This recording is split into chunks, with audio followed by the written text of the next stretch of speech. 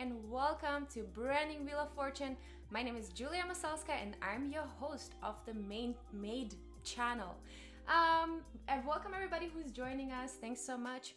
So, my friends, today again we are back at it with the Branding Wheel of Fortune, and I'm going to turn the wheel, and that wheel will determine what I'm going to be working on today. And I will have about an hour, maybe 1.5 hours time to create something cool out of this. So I'm really excited to see what we're gonna come up with. Let me know how you all are doing, what you all are up to this week, and yeah, excited.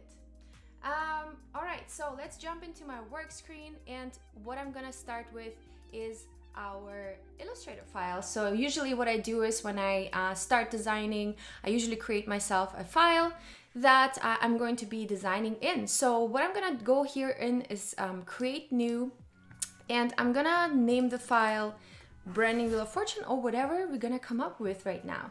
So let's turn the wheel real quick so we get the topic of today, and yeah, let's just get started. All right, you all ready? Okay, 1, 2, 3.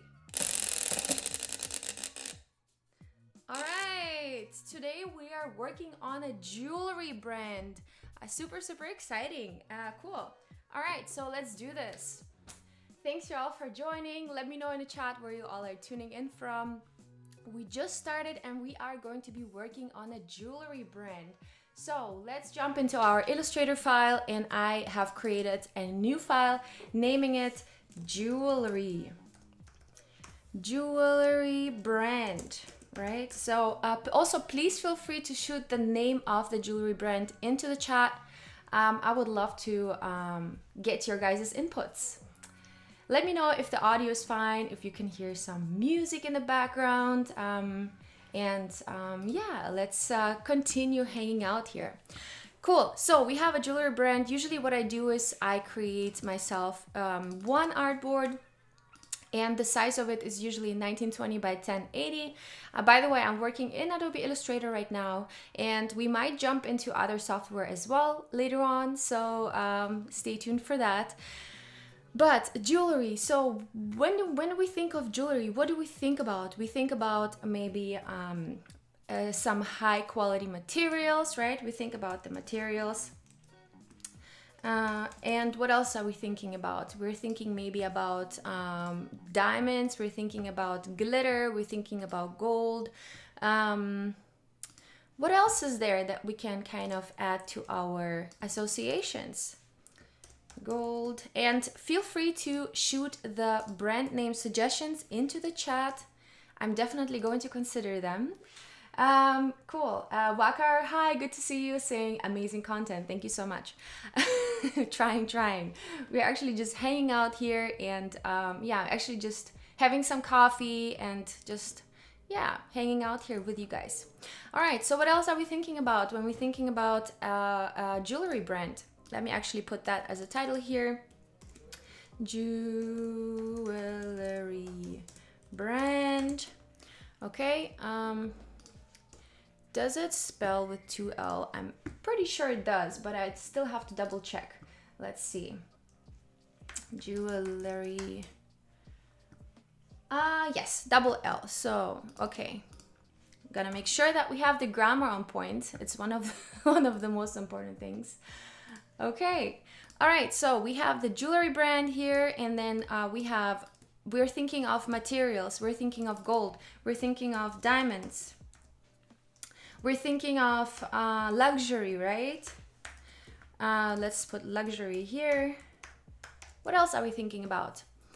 We're thinking about special occasions, right? We're thinking maybe about wedding, a birthday, any kind of special occasion where jewelry can be presented as a gift, right? So we're thinking about special occasions. And what else? So all of these things are going to be basically helping us determine what type of visuals we're going to be creating for this brand, right? And also it's going to help me, look at the different materials, and maybe we can come up with some really cool associations that will help us, design, and will help us find the right colors, the right typefaces, and so on. So, what do you guys think? What are we missing on? What do you think when we're thinking about a jewelry brand? I would like to see some of your guys' inputs. Also, please feel free to send to shoot suggestions for the brand names into the chat. I'm gonna wait for a couple seconds. Berryman is here. Hi. How to know what font to use for a specific brand? How to choose fonts for a brand? That's a good question. So we are going to go through all of these things step by step. We're going to start with, you know, the typefaces. Then we're going to go through the colors. And then we're going to also work on the logo. So how to choose a typeface? That's actually a really good question. So first of all, we need to think about the characteristic of the brand, right? What type of brand do we have? And as soon as we have the name for the brand, we kind of will be able to determine that. So let me know in the chat, please suggest, don't feel shy, suggest a brand name for a jewelry brand. Maybe I can come up with some as well. But first of all, let's jump into Pinterest. Let's take a look at some examples of jewelry brands. So I'm actually just looking up jewelry brand and let's see what we come up with. So here we have some really fine lines combined with a serif typeface. So what I'm gonna do is I'm just gonna drop some of these images from Pinterest that I feel like might be relevant for my brand into my file. So that's something that's possible on the Mac. I'm not sure about Windows, but you can definitely take screenshots and create yourself a little mood board like that.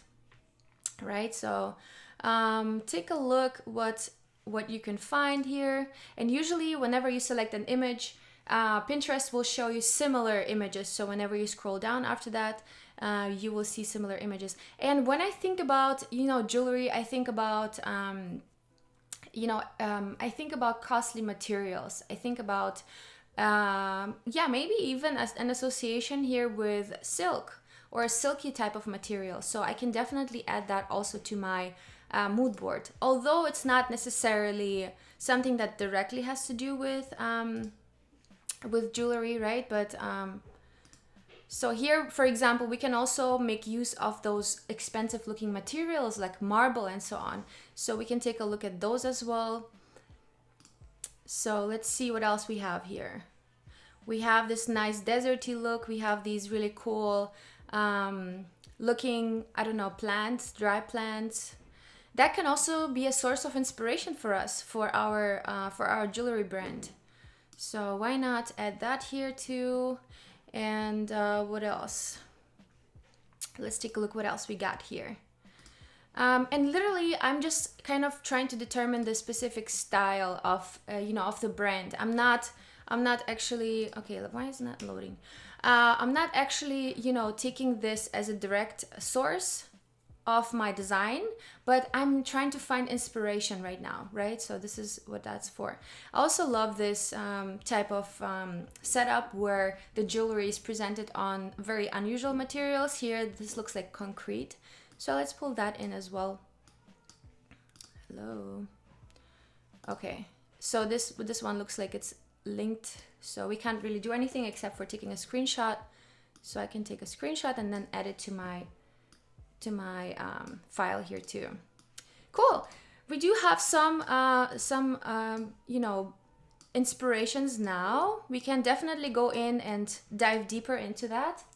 All right, so we have Berryman suggesting pearl. We have Andres suggesting ice ink. Oh, okay, interesting.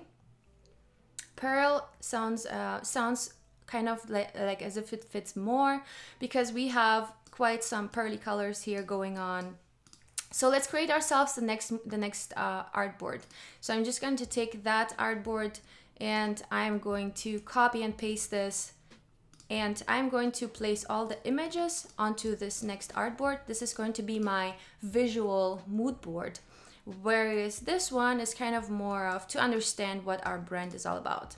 So let's talk about the pearl suggestion.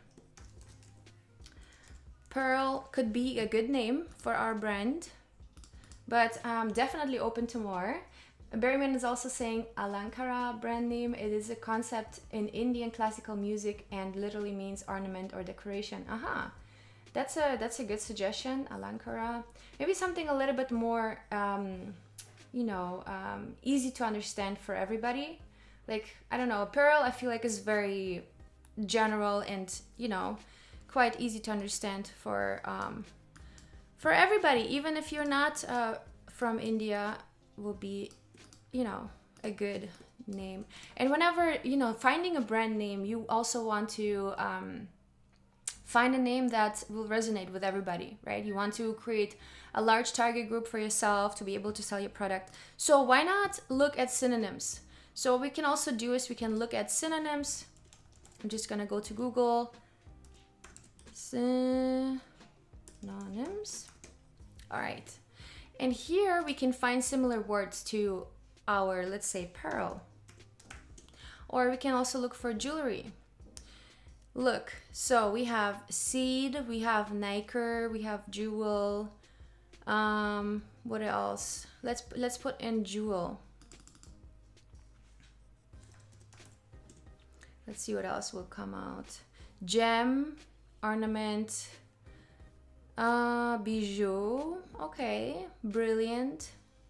Birthstone. I think birthstone sounds really good. What does it actually mean? I want to know what birthstone means, so I'm gonna look at it real quick. I'm just gonna Google it real quick. So birthstone. Oh, okay. So birthstone actually is just the stone of your birthday, I guess. Is a gemstone that represents the person's period of birth. That it's usually the month or zodiac. What do you guys think of if we name the brand Birthstone? And we can also make this brand a little bit more alternative. So it will not be that classical jeweler brand. It will be more of, towards different kind of stones and a little bit more spiritual, esoteric on that kind of direction. But also, of course, having fine jewelry. What do y'all think about that? So I'm just going to summarize that here, and this is going to be concentrating on gem stones. All right, concentrating on gemstones, and also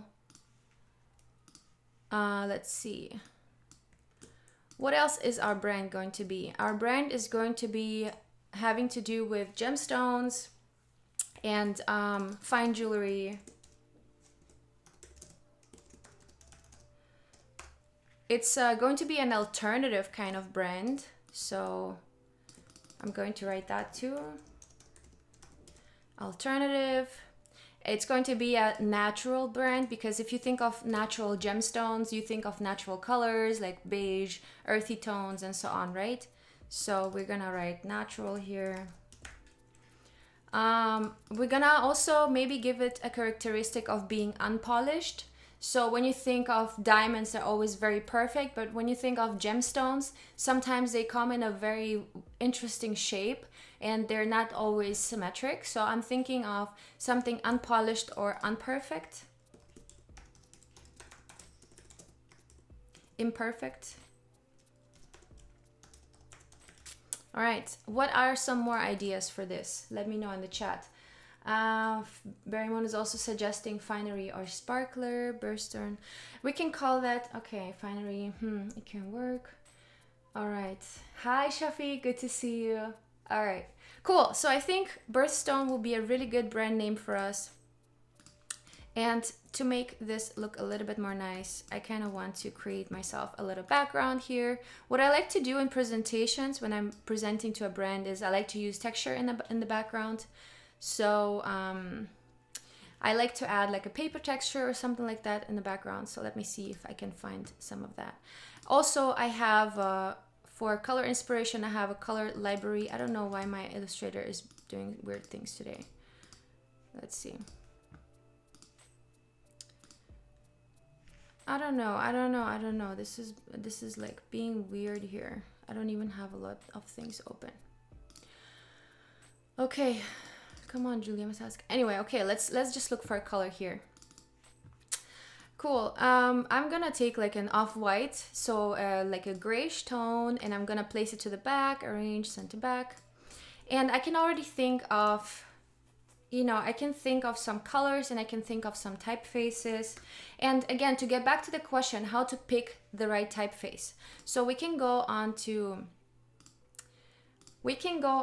fonts.adobe.com, and here we can find fonts. We can browse fonts, and we can also take a look at some font packs. Those are also really cool. So here you will be right away able to spot the different styles that they have. So let's say you want to create something outdoorsy, or maybe something like for a brewery or something. This retro glamping font pack will be perfect. For us, we will need something more fine. All right, so let's see if we can find something here. Personality pack fonts, this could be interesting.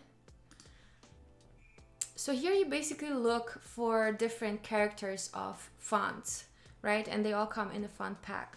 So feel free to do that. Or you can also go into browse fonts, where you can actually, I'm gonna type in here BIRTHSTONE, so I can preview my my text in the different typefaces.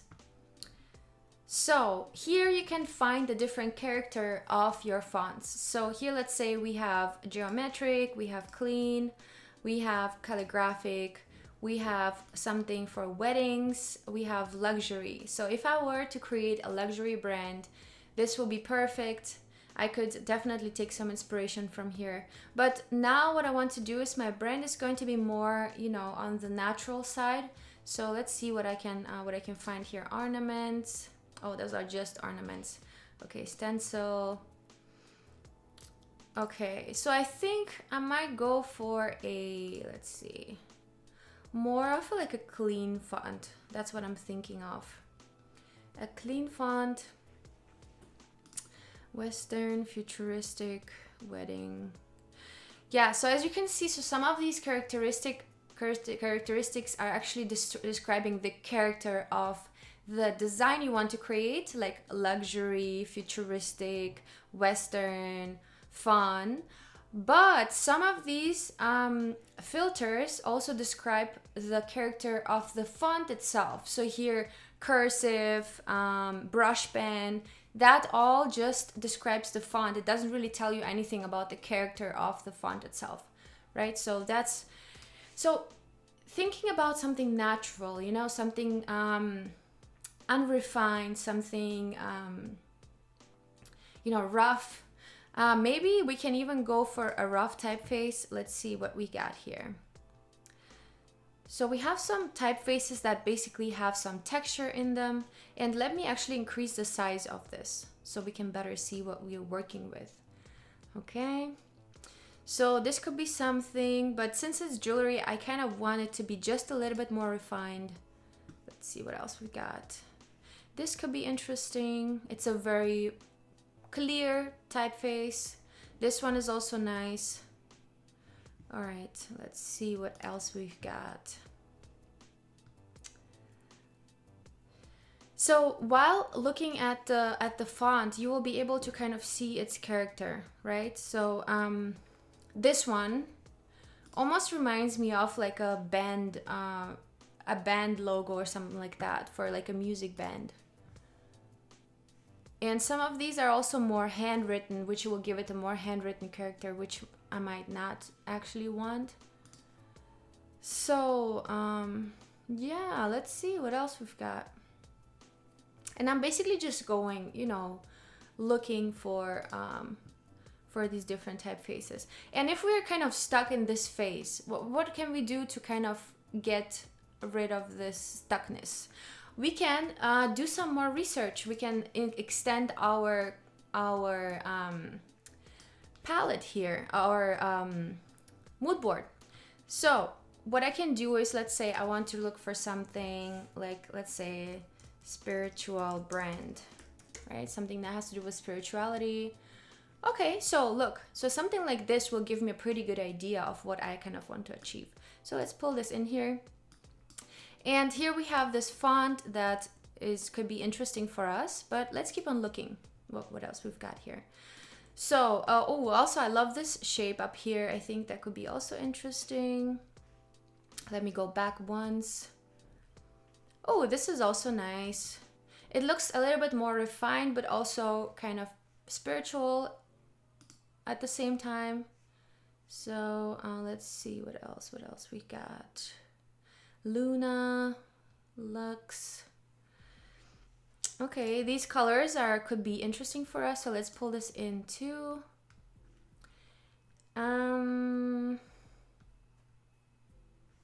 Okay, this is also interesting. There could be something we can play with, but let's see what else we've got. Cool, let's see who else is in the chat. Judith is saying quality. Yes, quality definitely, that's for sure. You could brand it for people who don't want to shop in a really fancy and stuffy jewelry store. Yeah, I totally agree. Thanks to your newsletter, the textures you include, yeah, I'm glad you like my newsletter. If you want to subscribe to my newsletter, go check out my Instagram. All right. So I really love this. I really love that. I think that could be definitely a good point of reference for us. Cool. Oh yeah, look, this is good too. Nice. Yeah, I think we will need some type of iconography for our brand. Seed. Oh, this is also cool. Look at that. This is beautiful. This is exactly the direction we want to go. This Lyra & Co. jewelry. This is good. What else we've got? Dahlia. This is also pretty nice. Wattle Cove. Okay. And yeah, sometimes I feel like I have to go back over here because we have to... oh, I'm getting a call from a winery. Not too bad. Okay. Yeah, I think let's just pull this one in here as well. I mean, we're thinking about birthstones. We're thinking about, oh, this is also nice. Yes, this is actually what we kind of need. Okay, cool. So let's organize this. Let's throw some things out that we don't need. As you can see, this is a huge chaos of images, and let's just make them a little bit smaller so they will all fit into our mood board here, right? So cool. I'm just gonna make that one a little bit larger, like this. Okay.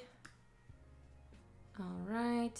So a tip for you to create, a mood board like this, and all images are different. They all have different proportions and everything. So what I usually do is I take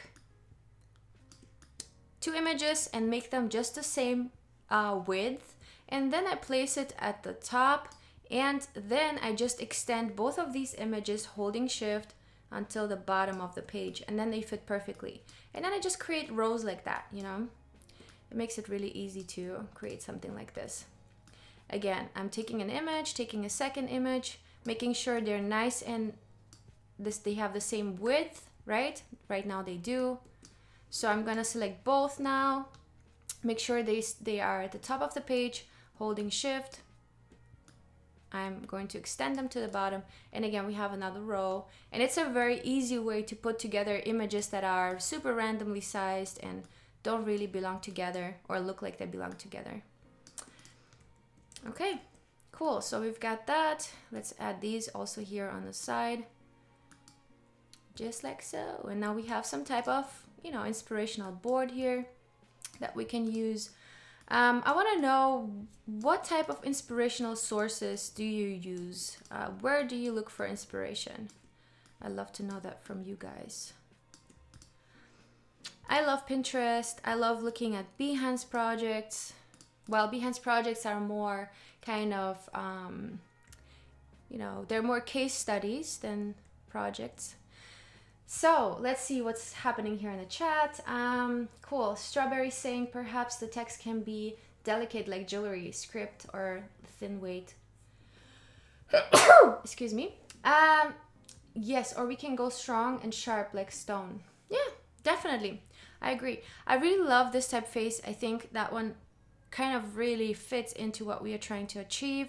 This one is also really nice, although this one almost looks a little bit fancy. If this iconography element wasn't there, I would say this is a little bit too fancy for us, or too, you know, looks too upscale. We do want to design it so that it's inviting for people who are looking for natural gemstones and so on. I love this little element here. I think this is amazing. It looks very great. I think we can definitely do something similar. I love also the moon and the way the moon is being used. I love these little tiny elements that are part of this logo. And I also love these random shapes that are kind of, you know, super random. I believe we can do something like this. So let's create ourselves another artboard here, and here I'm going to start off with some shapes, because I feel like the shapes are going to be super relevant for our brand, and I'm just going to start off designing some random blobs really. And what I can do is, for that to kind of help me out, I can look at pebbles. I can look at pebble stones, or I can look at, I can also look at gemstones. And I can take those as a reference for me to design my shapes, right? So I can take, for example, something like this right here, and I can totally just take these shapes and design them. So let's see if we can find a more high resolution image of this, maybe something like that even. Look, this is cool. And also these images, these different shapes have a little bit more variety, so let's use that as a reference. Okay, sapphire, obsidian, perfect. This is exactly what we need. So I'm just gonna, you know, draw out some shapes. I'm using the pen tool, and here we have a quartz. A quartz is a very crystalline type of look. So I'm gonna take that as a shape, and we already have the perfect color for this, so I think this will work perfect. And I'm gonna pull that by side so that we kind of create ourselves a little collection here on the side. Okay, and then we have a selenite, which has this very unperfect kind of shape. For that, I'm going to be using the pen tool, a pencil tool, sorry, and I'm just going to draw a random shape, very, you know, very imperfectly around it. And I'm gonna use that. Whoops, where's my shape? Okay, I need to make it some color, otherwise I will lose it. Okay, I'm gonna make it that color. And I'm gonna take the color of the selenite actually, so we have some type of reference. Okay. All right, so we have that. Then let's take this Amazonite or whatever, however you pronounce it. Cool. Let's take that. And by the way, the imperfection of your shape you can determine in the tool settings. So whenever you go onto pencil, you should be able to adjust the tool settings here. I'm not sure why exactly it's not showing, but let's see. I love you, Illustrator, today and always, but sometimes it doesn't show me the exact settings that I need. I'm not sure exactly why, but usually there is a setting for the pen tool. Oh yeah, there we go. So if we double click on the pencil tool, we can adjust the tool options. So here we can go on to smooth, and if we have smooth on, we will have this very, so even though you can see I'm not very perfect at drawing this, but it will smoothen out, and you can see now the shape is way more perfect than it was before. But I'm gonna give it another try because my bottom didn't turn out exactly as I imagined it, so I'll do it just a little bit slower, like that. You can also just draw out one half of it and then add the other half to it as well. Cool. All right, we can do something like this. I don't think this color will work with our color palette, so maybe just a little bit, yeah, something like that. And you can see we have like these random shapes coming together now. All right, let's see what else we've got. We've got this interesting looking crystal here, so let's take that as a reference. And here I'm working with the pen tool because the pen tool will give me a more crystalline feel, right? It will give me more of like dot to dot connection rather than curvy feel of my design. And here I'm not quite precisely copying the exact shape. I'm just trying to kind of create something that's similar, right? Okay. So yeah, that could be something like this. I know it doesn't look perfect yet, but we will see how we can make use of that. Okay, so let's take actually some more refined shapes from online.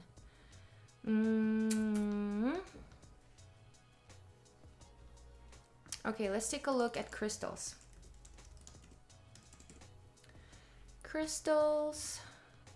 Here we have some more refined crystals. Look, check this out. This is cool. I think that could be also a good reference point for us. So I'm just gonna say bye-bye to the other image for now, and we're gonna concentrate on these shapes. These are way more random. So I'm just gonna take again my pen tool and just gonna go like very roughly around this gemstone. Very, very roughly, nothing too precise. Like that. Cool. All right, we have number one. Let's create ourselves another one.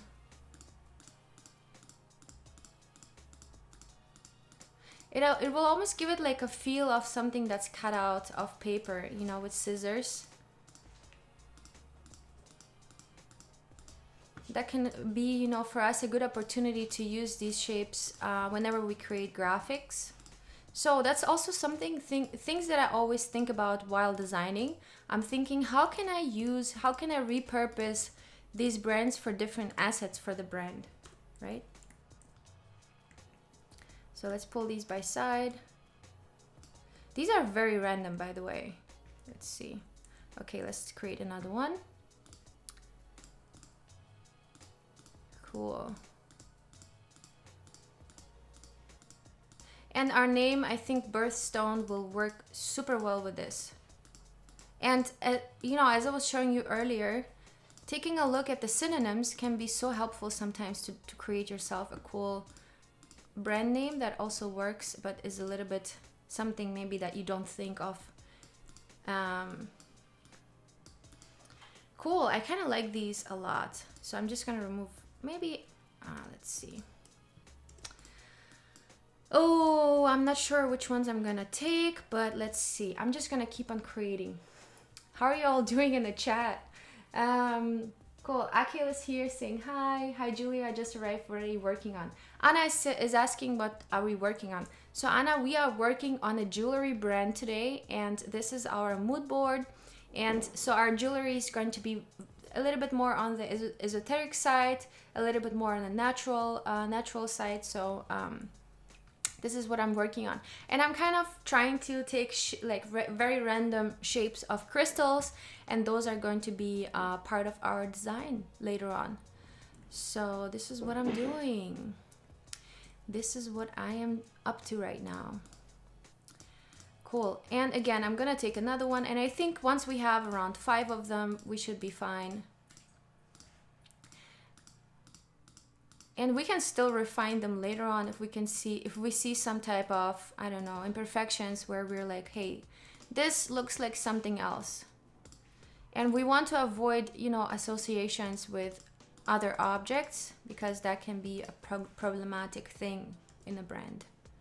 So let's say I have a gemstone that looks like a hand, or that looks like, oh, actually, that would not be a bad idea. But if something that looks like, I don't know, a face or maybe a banana, I don't want to associate those things with my brand, right? So I want to avoid those associations. Cool. This one looks really cool. I really like that one so far. All right, so let's size them all approximately the same size, like that. And let's try to find a color palette. I want to try to find a color palette and give these babies some color. Okay, so let's take a look at gemstones and let's create ourselves a little color palette here. I'm just randomly going to approach some of these colors, but you know, that might not be final. I might still work on these and still refine them. But, and I also think this might be a little bit too colorful. So we will see, we'll see. We will see what we're gonna get out of this. Maybe we can create colors that are a little bit more desaturated. So I'm just going to copy and paste these colors, and I'm gonna go in each one of them and make them more on the lighter side of things. But I'm gonna use the same tone. Let's see. Maybe something like that. Something like this. This is already pretty light. Very light purple. Maybe something like this. And what else? So we also have some really cool colors over here. Also really love that purple, which, you know, funny enough, I have recreated myself just now without even looking at this. So yeah.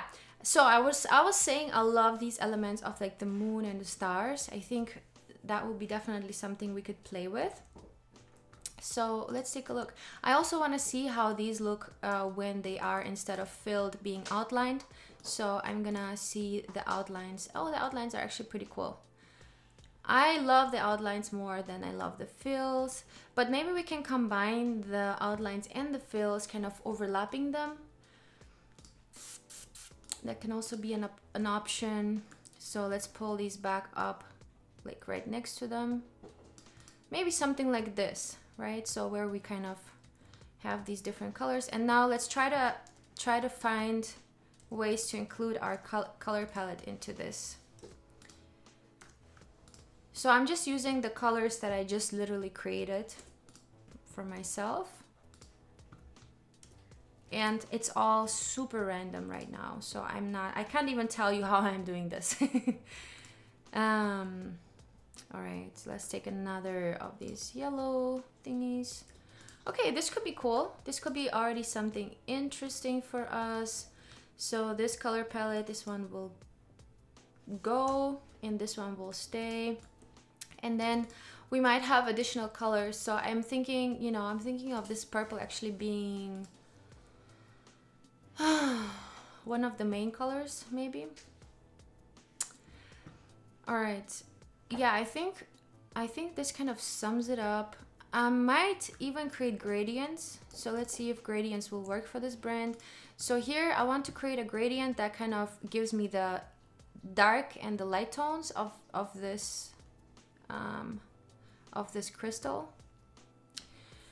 And you know what? I might even, let's see what I can do with this image.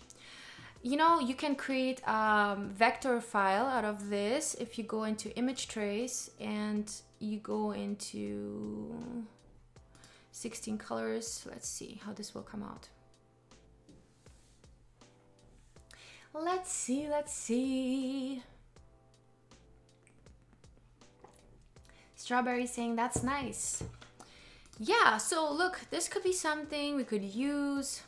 Now it's not actually the same, it's not the image anymore, it's just like a vector thing. Yeah, okay. Okay, so I think it will be easier for me now to kind of filter out the colors and to understand what is going on here. Let's grab one of these crystals and let's create ourselves a little crystalline texture. Okay, so what I want to do now is I want to create a gradient. First of all, I want to create a gradient inside this. And the gradient is going to be, this color is going to be, let's say, the lightest one. And this color is going to be the darkest one, right? And now what I'm gonna do is I'm gonna apply an effect, and I'm not sure if it's gonna work or not, but pixelate, crystallize. And now we can create ourselves a little crystal texture. Something like this. Could be fun to play with. Or maybe not, I'm not sure. So let's create something like this for the yellow one. Again, I'm gonna create a little gradient for myself, and this color shall be the white, and this color shall be the super dark yellow. And in the middle, we can even add another color. Hello. Yeah, there we go. And that color shall be that very bright yellow. Okay, we can do something like this. The yellow can distribute a little bit more. And now again, the same thing we're gonna do with this one. We're gonna go into effect. Texture, no, what was it again? Pixelate and crystallize. Yes, that's the same. Okay, cool. Yeah, so we can work with these definitely. I think that could be a cool idea. But now, so since we already kind of have some ideas here, what we can do is we can go and look into the logo. What is our logo going to be? How are, you know, what type of typefaces are we going to use, and how are we going to combine our logo and our graphics? What are we gonna do? What are we gonna do? And my dog is already next to me, waiting until she gets some attention. Let's extend our color palette a little bit, because I don't really see these colors in our brand yet, but maybe only this yellow could be, you know, one colorful color. And let's bring that one over here as well. So what if we grab some more colors from our mood board? So I'm gonna create a couple shapes and just pulling in some colors from here. Like that. And I want them to look pretty natural, so yeah, they are going to be very natural. And this one is not very far from white, so I'm just basically creating myself a couple more shades that I can use. I also love this very light, yeah, this color palette is actually also really nice here with this really nice greenish bluish color. Cool. So maybe what if we take these crystals and we make them a little bit more, like, less colorful, right? What if we make them a little bit more serious and not too bright, right? I think that could give it a better feel. The purple maybe can stay. Okay, so that could be it. Now let's jump into the logo. I really want to jump into the logo now, because I feel like that will make the whole difference. So BIRTHSTONE, and then we can definitely think about how is it going to, like, what are we going to use? Caps? Are we going to use a cap as the first letter and then lowercase? Are we gonna do all lowercase? So those are all options that we have right now. So I can do that all caps. And this is all still very open, but let's take a look at different typefaces that I have here. And here we have a filter that I can also apply. So I can go in here and see what we have. Decorative, maybe not, but let's see what we've got. Maybe we have something that will work. I don't want to create another like super minimalistic logo, but I might as well do it. Every one of you who has been here before, they know that I'm a super minimalistic person. Look, this one has a little bit of texture, but it doesn't have any lowercase letters. So I'm gonna see what else I've got. Maybe I'm gonna go and select a serif font. So nice serif. Americana. Okay, why doesn't it apply? So Americana could be a good typeface for us. It looks very interesting in this context. I feel like it will also work with the whole mood. Now, I don't think lowercase will work for us, but I'm gonna go ahead and try. Oh, lowercase actually might work. Surprise. Surprise. Okay, so what do y'all think? Lowercase, all uppercase, and case sensitive? Let me know in the chat. Casey Makuha is saying, oh, this is interesting. Love the colors. Yeah, I'm glad you like the colors. It's kind of interesting to come up with these. Brahim, hi, good to see you. And Lakendra is here. Cool. Please, Julia, demonstrate how to choose fonts or specific brand. I'm really weak in that area. Okay, so you create yourself a mood board like we started, and then you look at the fonts that are being used in the designs that you see. So we see this typeface here that is serif with like a pretty rounded, a character. Here we have a serif 2 that's very fine. So this is basically telling you, hey, if you want to create a brand that feels similar, use similar typefaces. Use typefaces that are refined, very thin. Use typefaces that are rounded a little bit, right? So this is how you pick.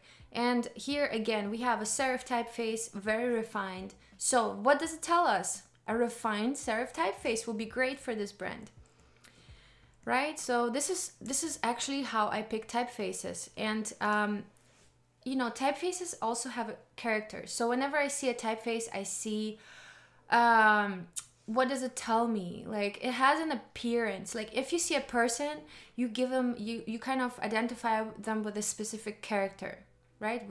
You think about them. Are they elegant? Are they funny? Are they, shy? Are they, the way they behave, you can see, like, their character. And the same thing you will learn after a while to do with fonts, right? So fonts have a specific character. And so the easiest for you to start with is when you create yourself a mood board like this and really take a look at different characters of design and how fonts are being used for this specific design, right? If we, for example, look at retro typefaces, so if we look at retro fonts, let's look at retro designs. So if we want to create something that's retro, let's say brand. Okay, so we're gonna see fonts like this one. This is super retro. This is a super retro font. This is a super retro font. This one is, and this one is, and this one is. So all of these are, and you can see what fonts are being used here for retro designs, like something like this. And then you start looking for these type of typefaces. And you can literally go into Google, and I always say that Google is your best friend, and you can type in retro fonts. You can type in retro fonts, you can go into images, and you will find retro fonts here. So you can find something like this where it says 10 favorite retro fonts. And this can be already your inspiration library where you can take this specific type of font. So let's take a look here as well for my brand that we're creating right now. So let's put jewelry brand fonts. I can even do that. So if I'm looking for fonts for a jewelry brand, I can even do that. So here I also get an idea of how do jewelry brands usually use the typography, right? Oh, look, Julia Creations. That must be me. Cool. Yeah. So here you can see what typefaces are being used for different logos in jewelry. That's how you look. And after a while, after a couple years of practicing it, you will already know what fonts are having what character, right? So if you look at Australia, if we look at this font here, we can see there is a very good resonance there. You can compare them really well with each other. They're both pretty rounded. They're both pretty, you know, playful, but they are still sans serif fonts. So that's how really it's not a big science. It's nothing. It's just a feeling, you know. If you get the feeling, that's all it's all about. Okay. So now we have found, I think, our typeface, and I will need a secondary typeface for our, so like we need a header, we need a subheader, and we need a body font. So let's say this is our header, right? The header typeface can be used in other designs that involve a header, and we are going to find a subheader font. The subheader font usually is a little bit more simple than the header font. So what I'm gonna do is, again, I'm gonna go into my fonts here and find something that will work. And I might even imagine that our subheader will be sans serif, because usually a serif and a sans serif are a good combination because they are very contrasty. Here, look, this one is great, Acumen Pro. Perfect, and I'm gonna make that just a little bit smaller. So we have our header, we have our subheader. So this could be something, for example, just to give you an example what the header and subheader and so on are being used for. So let's say we have our name, BIRTHSTONE, and then here we have something that says Jewelers Gem. What's the name of our company, or like what's the descriptive way to put BIRTHSTONE? BIRTHSTONE is alternative jewelry, maybe. Alternative jewelry, yeah, maybe something like this. And then we can see how do these both work together, right? Do they work together? And I feel like this font might be just a little bit too thin. So I'm gonna go here and I'm gonna go into and make it light instead. And I'm gonna make it just a little bit smaller. And I can still see, you know, this is very condensed and this is very, you know, it's a lot of things happening in a very short period of time. I mean, in a very small space. So what I want to do is, let's say I want to make these caps, all caps, and I'm also going to increase what I like to do with when I create caps in sans serif. I like to extend the spacing, so the kerning between the letters, right? So that will already give it a little bit more space, and alternative jewelry now suddenly looks so much better legible, and you know, it just looks so much better with our logo combined. Okay, so we have the header, we have the subheader, and now we need the body text. And the body text is usually for larger amounts of text, right? So here we will say something like, hello and welcome to BIRTHSTONE. And now I have it set to caps, but what I want to do is I want to turn that off because that will make it very difficult to read. And also I'm going to turn the kerning to 0 again. And you can see it works super well, although this and this are exactly the same font, but the way you put the kerning, the way you set the use of caps can make such a big difference, right? And then what you can do is you can right click and fill with placeholder text just to see how this font will work with your brand. And I feel like this font will be perfect for us. It will work super well with BIRTHSTONE, and it will definitely kind of connect. All right, now let's take a look at our shapes and how can our shapes be used.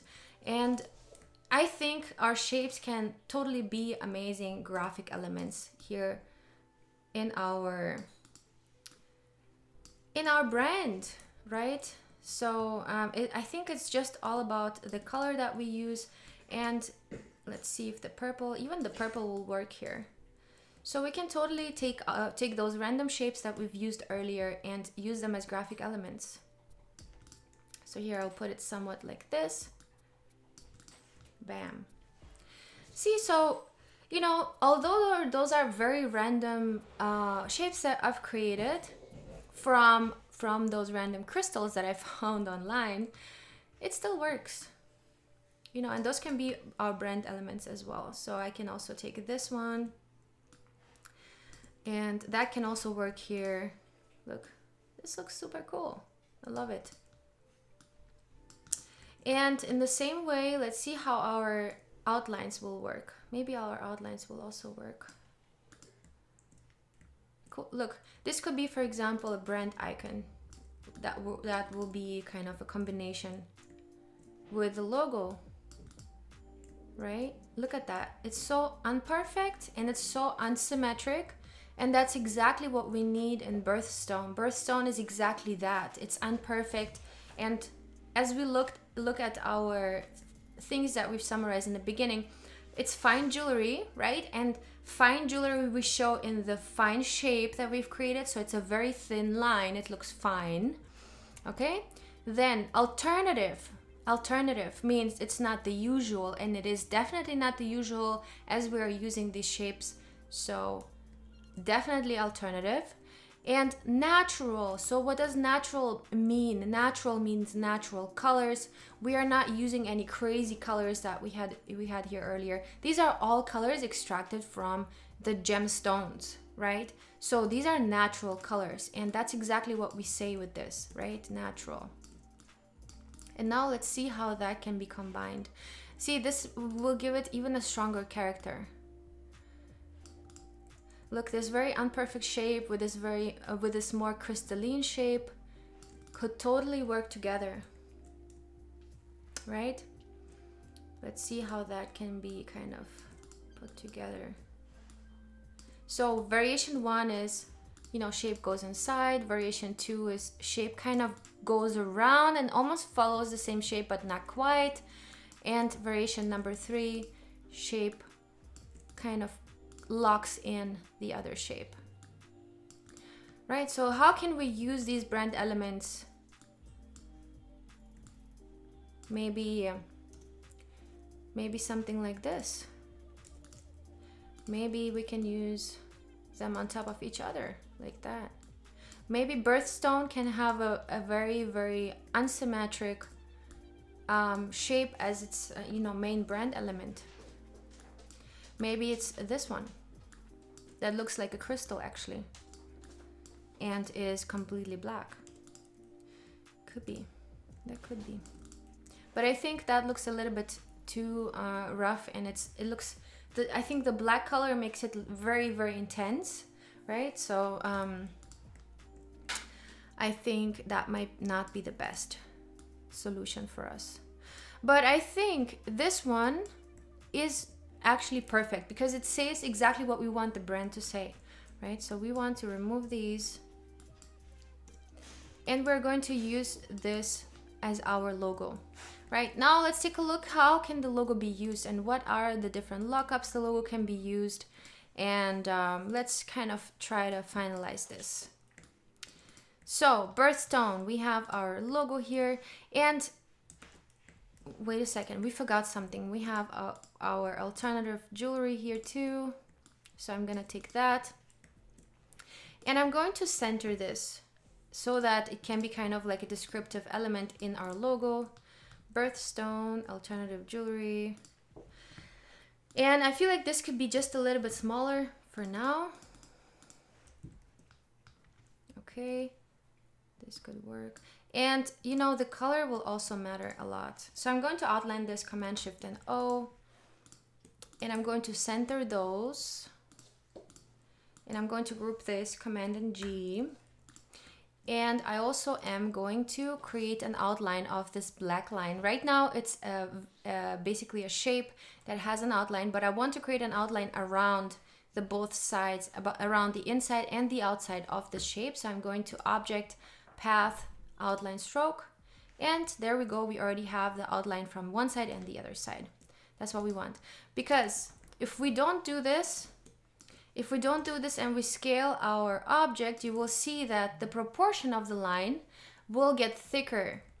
While if we outline it before, object, path, outline, stroke, when we scale it down, the proportion will stay the same, and you can see the difference. You can see the difference here. So this is not the way to go for us. And that is okay. All right, so birthstone. How can birthstone be used otherwise? And I'm thinking of, you know, what if we don't have all this lengthy space? And birthstone is a pretty long name. So what if we just take this B of the birthstone with Command and C, Command and V. I'm just gonna place it over here. And let's see how can we use the letter B in combination with our graphical element here. You know, how can this be used? And I'm also thinking that if we have a black and white version of this, this crystal might even fall out, and this could be our you know, brand logo that can be there by itself. Okay, so these are different variations, different lockups of the logo. We can also create some more. We can take another variation with the shape. So we can take that shape, Command C, Command V, right? What can we do with this shape and with the letter B? Can we maybe create something where the B is kind of cut out from this shape? So I'm selecting both of these, and I can create something like that, right? So that can also be another use of the B as a brand element and combined with the crystal. Another thing is to think about birthstone. How does it look like when stacked?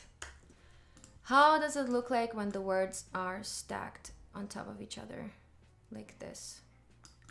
Birthstone. And we can see when we zoom out, we can see that the distance here between the letters B, I, and R is pretty dense. So there is not very much space between these letters. So what I want to do is I want to extend this a little bit to the side. I want to push it a little bit, and I want to also take that over here.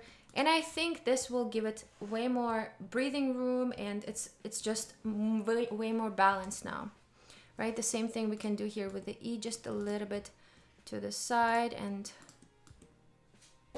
yeah, something like this. And now you can see it's way more balanced, right? And the same thing I will have to do here, because since this is now our you know, our logo, I will have to reuse that same distance here, right? Cool. So there we go. This is our logo. Command and G to group. Now, of course, our logo can also be used by itself. Let's give it a little copyright element. There we go. And we can outline this, Command Shift and O, and we can use this inside our logo. Just like that. Okay. And I'm gonna use the same thing here.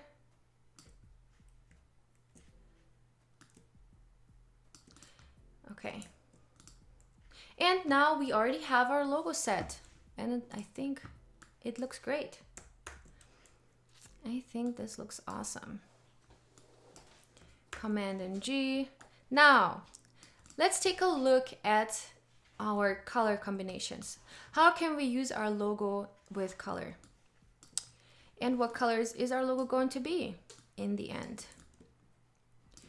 So again, I'm going to create a couple rectangles or just squares, whatever you like, squares, rectangles, stars. And I'm going to make them different colors, and I'm going to address the colors from over here, and we're going to see how the logo looks like in different color combinations. Right, so here we have these three colors. So let's put the logo on it and let's see how it will work. All right, there we go. And ooh, look, check this out. This gives it such a different vibe. Using these colors will give us such a different vibe, right? How cool is this? Now let's take a look at some crystals that we can add here to kind of, okay. And I'm gonna have to take some images to imagine how will this logo look like in combination with products that I am trying to, here, look, something like that. Let's take this image just to see how our branding will look like with something like this. And here I'm just going to basically place my logo on top and see how will the logo work here, right? So let's say we create an ad. How is this going to look like, right? And maybe this can even be like a filler here. Actually, that was better. Yeah, so let's see also what type of materials we can add ourselves here. So let's say we have concrete, right? We were talking about concrete earlier. We were talking about natural materials. We can also try Unsplash. As I remember, they have some quite good natural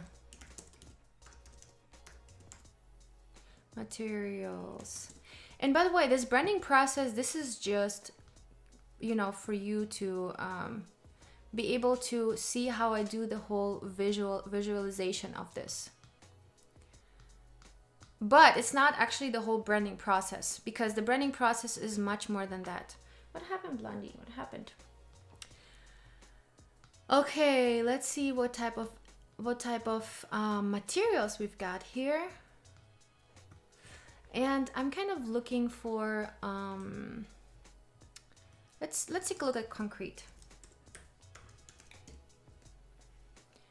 All right. Okay, maybe we can take something like this, but actually it doesn't look very high scale. Let's see. Let's see. Okay, so maybe we'll look at something else. Blondie, what happened? Let's look at gemstones. Okay. Oh, this is cool. I love that. Oh, this is also awesome. Okay. Yeah, this could be something for us. All right, let's take that. Now, of course, we can go in and make ourselves some actual jewelry in 3D, but I'm not sure if that's something we're gonna make today. So this totally works. I think our logo works very well. And, you know, thinking of, you know, jewelry and jewelry packaging, maybe. How can our logo look like on jewelry packaging? That's something I'm very curious about right now. So let's take a look if we can find some mockups that we can create for our jewelry. Judith is saying looks like the heart. Yeah. Berryman is saying, how is brand strategy done and where to learn it from? Yeah, good question. So brand strategy is another basically field that you can do as a brand designer, or you don't have to necessarily. But it's definitely a good thing to do, because that way you can work on larger projects for your clients. And brand strategy sometimes comes from research. It comes from research that the brand has already done. So usually brands do their research and plan their strategy, and there are people who do the strategy before you even start designing a brand, right? So some clients come with a plan, come with a strategy, and some clients come without a clue. So I have to deal with both. In either case, I usually do my research and I Wow, we have some really noisy neighbors. There's some car alarming right now. Yeah, so I don't know. I feel like brand strategy is such a complex topic because it doesn't necessarily have, I mean, you as a designer don't necessarily have the tools to do real brand strategy, because brand strategy has to do with data. It has to do with very deep analysis of your clientele. You need data for this, actually. So if you don't have data, the strategy can be made, but is very vague, because you're creating the strategy based off assumptions, and strategy needs to be created based off numbers. So it's tricky as a designer, and I usually do suggest some strategic points to my clients, but I can't really say that I'm a strategist without having numbers. So if I don't have the budget to get the numbers, which can be by questioning the target audience, what exactly do they desire from the brand, and then do the research of what are the competitors. So competitor analysis is something that you do before you even strategize or design anything, right? So those things you need to have budget for. If you don't have the budget, you just do whatever you have to do. Like personal, like I'll just research other brands. I'll create a competitor analysis. I'll pull something out of my pocket, basically. But I would not say that it's real brand strategy, if that makes sense. But some clients do have strategy in place, and they will come with a very precise brief. They will know their audience exactly, and that will be all kind of backed up by numbers. So it all depends on the client, really. Okay, yeah, feel free to ask questions if you have any related to branding. Okay, my friends, so we went from this to this, and then to this, and to that. And in the end, we ended up here. So I am thinking that these colors are probably going to be our brand colors, and I'm about to change up the purple into something that will work better for us, right? Because I don't think the purple matches anymore what we have been doing. So I feel like this more natural looking color will be a better fit for us. Just a spontaneous decision, because this is an improvisation. Cool. Now, so we have the logo, we have the different lockups of the logo, and this is the usual case. This is the usual scenario that I create for my clients. I imagine, so how will the logo look like on the website? How will it look like on the packaging? How will it look like on their print materials? So which logo is used where and how, and what are the backgrounds that it can be used on, you know?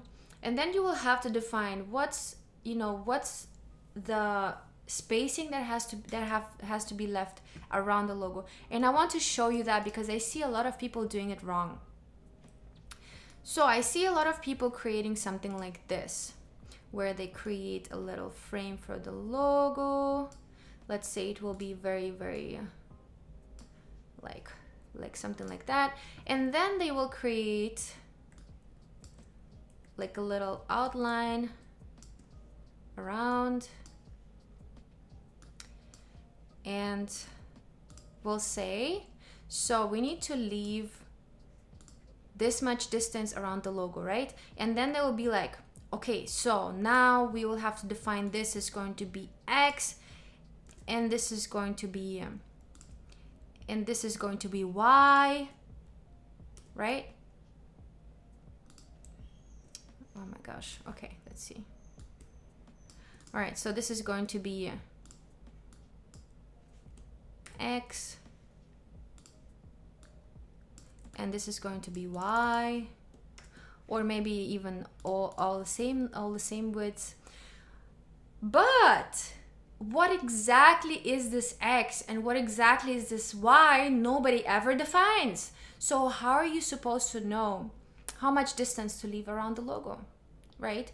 So, and this is a scenario that's been used in brand guidelines. So you need to define how much distance is supposed to be left around the logo before putting any other graphic elements. So you don't want to have something like this happen, right? You don't want to have something like this happen where another graphic element is too close to the logo. And that's why you say, hey, you have to keep this distance to the top and this distance to the side. So I will be like, oh, okay, I can't put the logo anywhere around here, so I will have to stay away this much, right?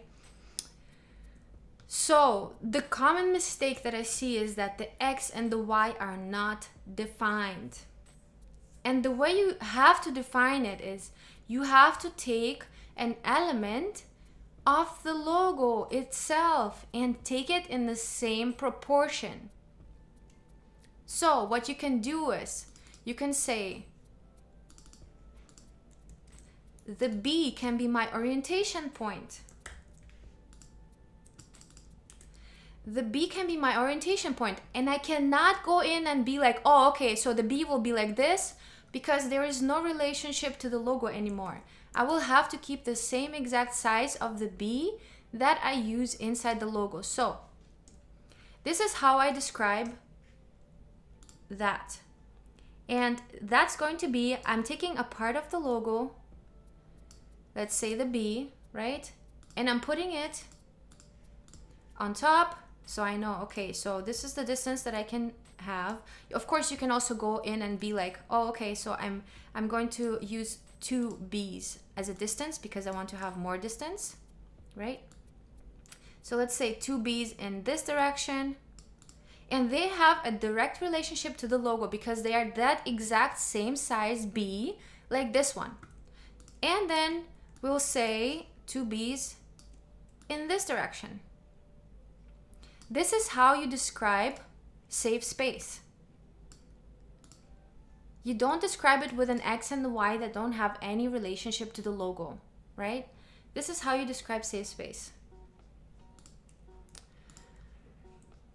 Okay, so hopefully this is easy to understand, and then you will definitely have to measure out, okay, so what is this at the bottom? And then you'll have to adjust that like that.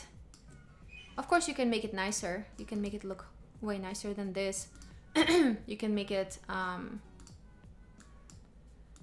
like a nice thin outline, and then we can make these a little bit more transparent. But this will give us a direct relationship to the logo and direct understanding of where does the height come from, right?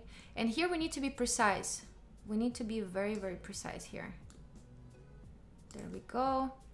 So this needs to match. I have seen so many times that people did not put an actual relationship to the logo.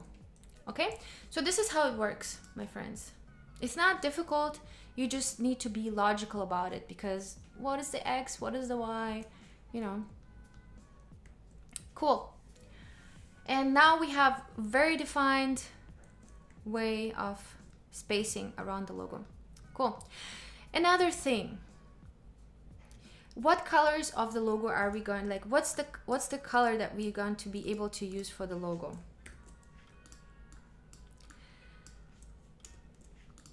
Are we only going to be using this dark color, or are we also going to be using this light color? Let's say if we have a very dark image, so let's say we have this image that's super dark, and we're gonna make it dark on purpose right now. So I'm just going to take this and make it black and make the transparency to multiply.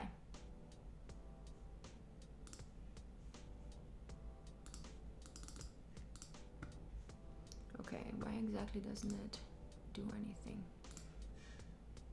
Okay, we can also decrease the opacity. So let's say that it's a darker image like this one, right? Something like this. Now, are we going to be able to use the logo like that on top? Is it going to be something that we can do in this brand? Or are we only supposed to use it in dark? What colors of the logo are we gonna have? And now here we can define. These are the different shades of color that we can use. And if we are working with a dark background, we can use this color.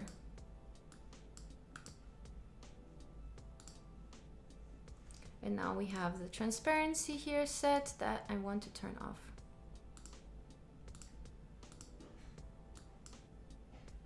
Okay. Send to back. There we go. So what is, what are the use cases of the color? And we can determine all of this as well when designing the brand. Okay? All right, friends. So looks like we are pretty much set. I'm thinking another thing that we could do is create some type of packaging mock-up. And we can do that real quick. So let's take a look what we can find here. I'm gonna go on Creative Market and I'm gonna look for jewelry, packaging. Let's see what we can find here. Yeah, that's very generic, I would say. Let's take a look actually at stock.adobe.com. Let's see what stock has to offer. And we do have some really cool free things here as well. Jewelry box mockup. Yeah, okay. All right, this could work. Let's see. This is a mockup, looks like. No, this is actually a JPEG. So what we need is a Photoshop file. Something like this.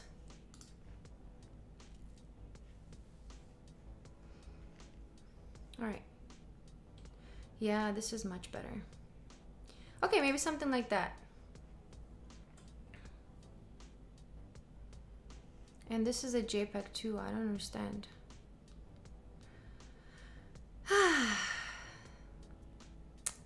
Okay. There is a lot of stuff to pick from though. So that's the good news. That's the good news. Of course, we can also just take our logo and place it on top, but I actually wanted something nice. So I can select here in the filters. I guess I can select what type of file I want to have.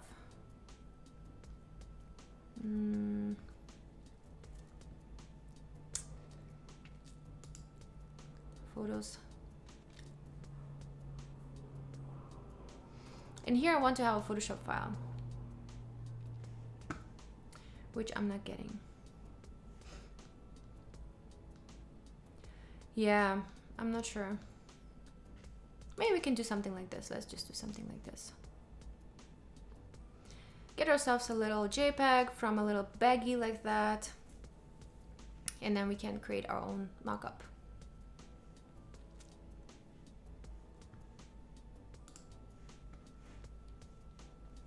Okay. Let's see where it landed. Okay, there we go. And I feel like this, this specific design works pretty well with our brand. So I'm just going to put it in here. And then we can go in and place our logo on top, right? This looks nice. I love it. This works super well with our brand, Command and 2. Also, this materiality is really nice. It looks very high quality. And it totally works with BIRTHSTONE. Ta-da! Isn't that pretty?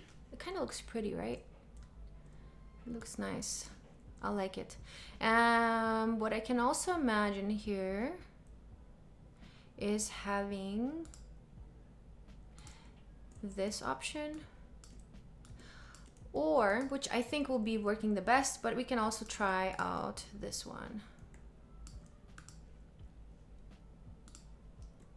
You can also try out this one. That could work nicely too. So, which one's your favorite?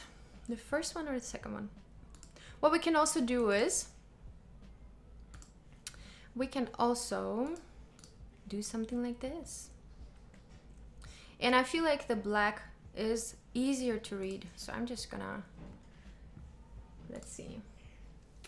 Let's see, we have a couple questions. Cool. Strawberries is asking, when doing a project like this, what that we have made up, how should we label it within our portfolio? Not a case study, but what? Yes, of course it is a case study.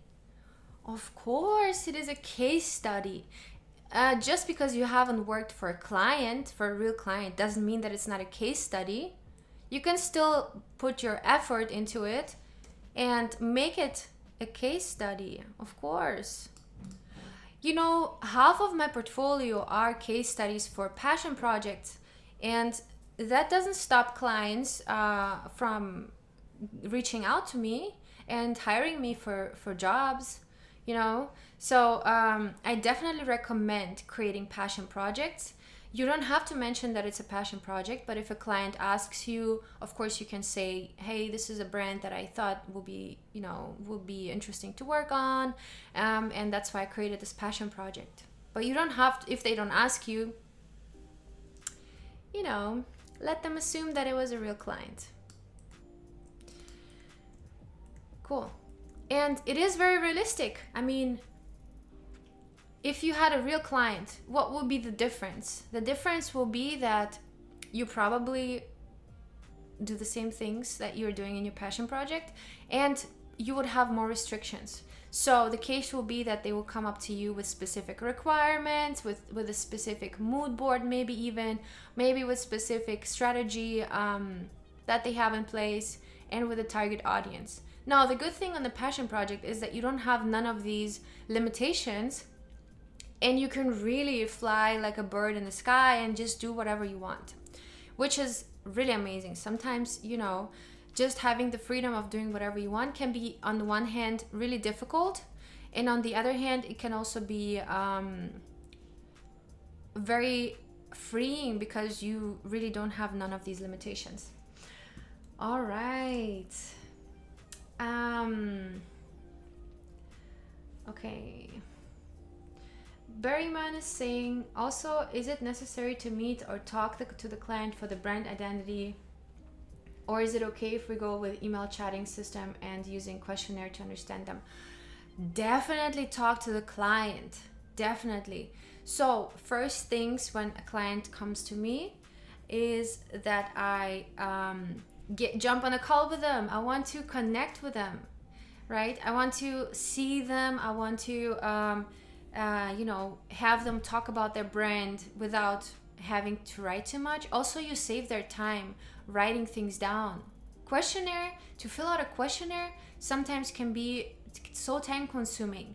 And if you just ask them the questions, you'll probably get way more input. And also you'll have the chance to ask them to go more into detail on certain things, when sending a questionnaire might just make them just write the most important things and actually leave out the details that will be important for you in your design process, right? So I always do a questionnaire in person.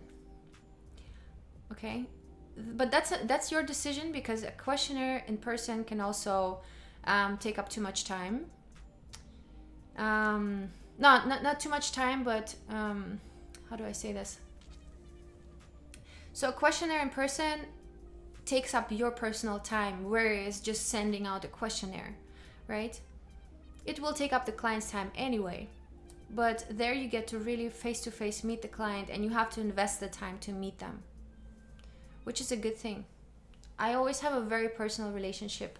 Not personal, I mean, we do have a professional relationship, but a very close relationship to my clients. I love to jump on a call with them, do a video chat, connect with them. I also like to ask my clients after the project is done how it's going, if they ended up producing it, how it's selling, If everything worked out well, if they have everything set, maybe they need another version of a logo in a different color. So communication with the client, the client should be like your not your friend in a way that you talk to them as a friend, but they should be like you should have a certain relationship with them. You need to build out those relationships, and that also gives you the chance that they hire you more often for future projects. Whereas if you only communicate via email, it can get quite unpersonal, and the relationship does not sustain itself very well, I would say. Because having this personal talk, this personal conversation about their brand really brings them closer to you and really, creates this deep relationship. Cool. And they will never forget you ever again, because they saw your face and they know your voice, they know the way you talk, they know the way you behave and stuff like that. So it's a way closer relationship. Cool. Let's see what else. Casey Makuha is asking, hi Julia, how do you work on packaging box designs? Do we as designer get the template from the printing company or packaging supplier of our client? Yes. So to be able to create a die line for a packaging, you need to have very high production skills, and you need to know about the production technology. So I give you an example. So let's say we're designing a cardboard box. The thickness of the cardboard will determine how wide your design is, because when you turn around when you bend the cardboard around the corner, it will take up space, right? So to bend thicker carton, you will need more margins in the corners. And to create this file, you will need to calculate all of these margins that depend on the thickness of the paper or cardboard. And it depends on the way these corners are made. Are they, just folded with one corner? Sometimes they're folded with two corners. So there are 2 points of bending, right? Then you need to know, how will the box be folded? How will the box be cut in the first place? And all of these things you need to put together in this file, the print file or the production file. And that does not only contains your design, it also consists of a layer that describes where to cut and so what's the safe area basically of the print, where to cut and where to bend the paper. So where do you bend it, how it's being put together. I have to say, it's a very specific discipline to learn these things, and I would not recommend you to design the die line yourself, because that can lead to production mistakes, and so on. If you have not specifically learned that before, don't do that. Try to get the printer to send you a file. And these days, most of the printers prefer that you use their files, and you can also download these files online. So even, let's say recently I did a car wrapping file. I can show that to you maybe. Let's see. So that file is actually to wrap a car, right? And it consists of specific pieces. And it needs to be very specific for that model of the car, right? Because the person who is going to wrap the car, they're going to print the files one by one, piece by piece, and then place them on the car. And there need to be margins in the design as well. So that also needs to be set into layers. What's the print layer? And then sometimes even if you're using different print techniques on one product, so let's say a product is being printed with digital print and then with spot color on top. those are two different print techniques, and you need to place the artwork for each print technique on a different layer. So you need to know all of these things to be able to create an actual functional die line file. And then you need to program all the colors and all of these things. So it's pretty complex. So I always take the files from the printers. That makes it easy because they will always have all the layers set up, and then you know, okay, this is the artwork for the digital print. This is the artwork for the spot print. This is the artwork for the die line, so where to cut. This is the artwork for the bleed, and so on. So it's complex. It's complex. Valerio's asking, hi Julia, thanks for everything you do for us. Hope your leg is doing better. Oh, not asking, just saying. Thanks, Valerio. Yeah, it's actually resting here next to me. Berryman is saying, I'm not excellent in English. Then how to talk to them? I'm not confident. You will have to learn English. And if you, yeah, that's actually, you know, if you prefer to write in English instead of talking, then you can also write, my gosh, this phone. Then you can also write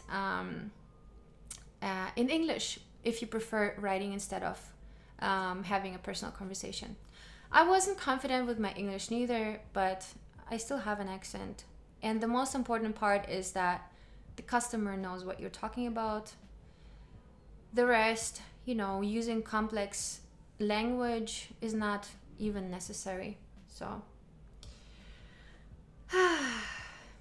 yeah, confidence. Yeah, definitely. You definitely should practice it though. I mean, if you don't practice, how are you gonna learn it?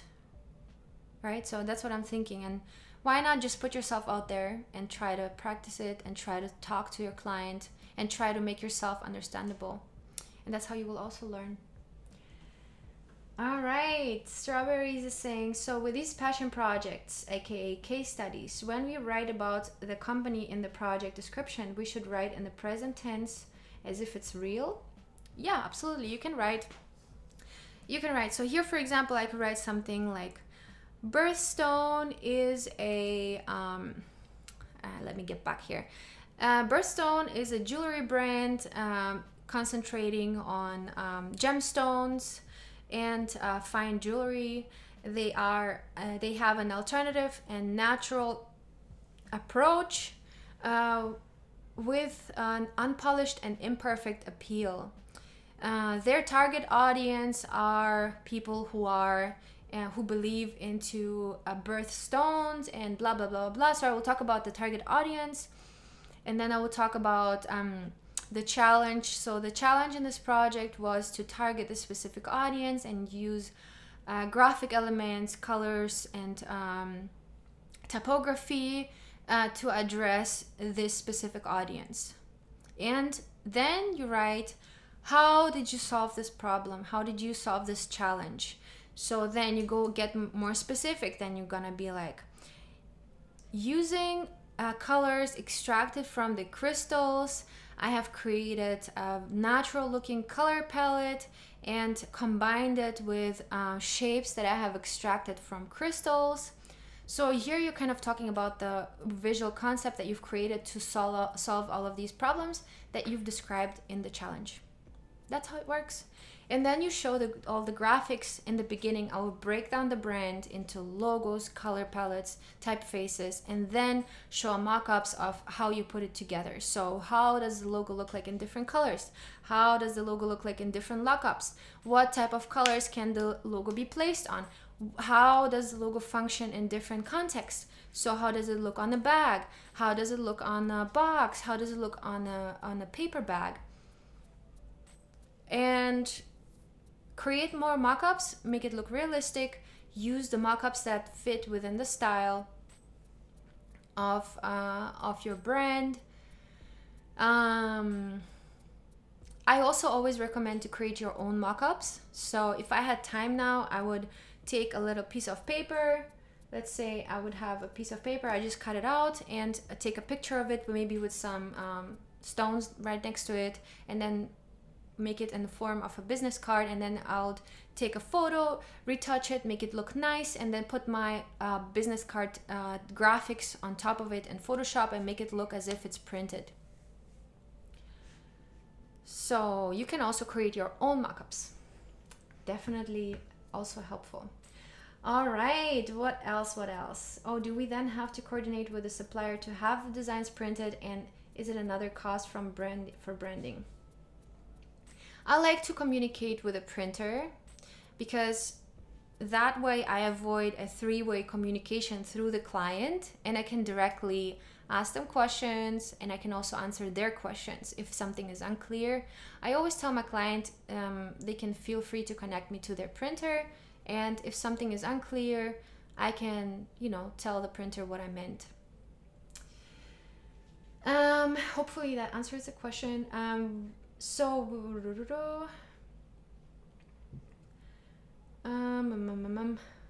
Okay, so brand strategy is not a compulsory aspect of brand identity design that can be chosen if the designer wants to include it in the package.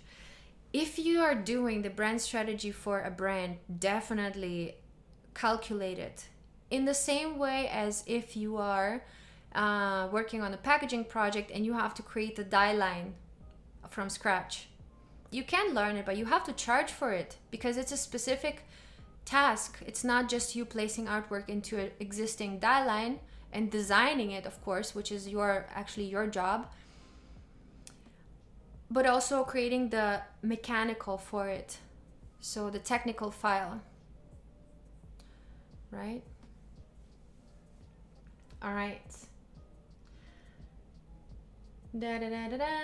All right, so hopefully I could answer all of your questions, and hopefully this branding process was useful for you.